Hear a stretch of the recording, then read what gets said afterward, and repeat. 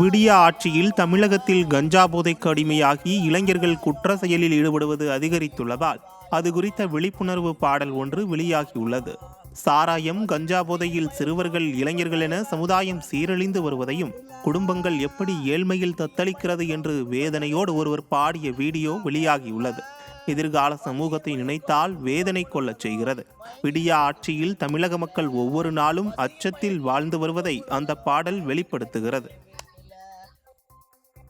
ஊரெல்லாம் சாராயம், உற்சாக வியாபாரம், ஒரு சிலருக்கு ஆதாயம், அழியுதுங்கே சமுதாயம், அழியுதுங்கே சமுதாயம். குடியின் மயக்கம், குடும்ப தலைவன் குப்புற கிடக்குறான் ரோட்டுல.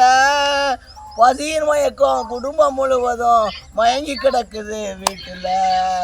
ஊரெல்லாம் கஞ்சாவா, உற்சாக வியாபாரம், ஒரு சிலருக்கு ஆதாயம், அழியுதுங்கே சமுதாயம், அழியுதுங்கே சமுதாயம். சென்னை திருவான்மியூரில் சிங்கார சென்னை 2.0 திட்டத்தின் கீழ் அமைக்கப்பட்ட நகர்ப்புற அடர்வனம் முறையான பராமரிப்பு இல்லாததால் பாலைவனமாக மாறி வருகிறது. நகர்ப்புற அடர் வனத்திலுள்ள மரங்களுக்கு விடிய அரசின் மாநகராட்சி நிர்வாகம் கடந்த 2 மாதங்களாக தண்ணீர் ஊற்றாததால் அவை காய்ந்து வருகின்றன. வெயிலின் தாக்கம் அதிகரித்து வரும் நிலையில் மரங்களை காக்க நடவடிக்கை எடுக்குமாறு விடிய அரசை அப்பகுதி மக்கள் வலியுறுத்தியுள்ளனர்.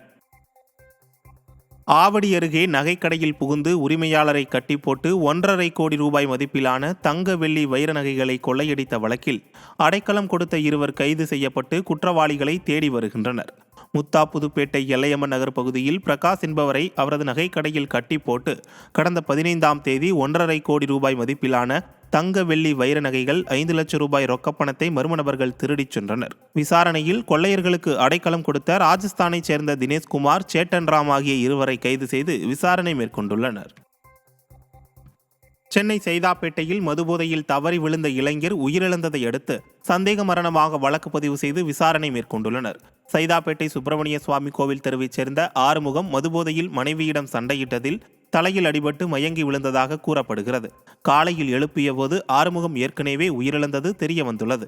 இந்த நிலையில் சந்தேக மரணமாக வழக்கு பதிவு செய்த போலீசார் விசாரணை மேற்கொண்டு வருகின்றனர்.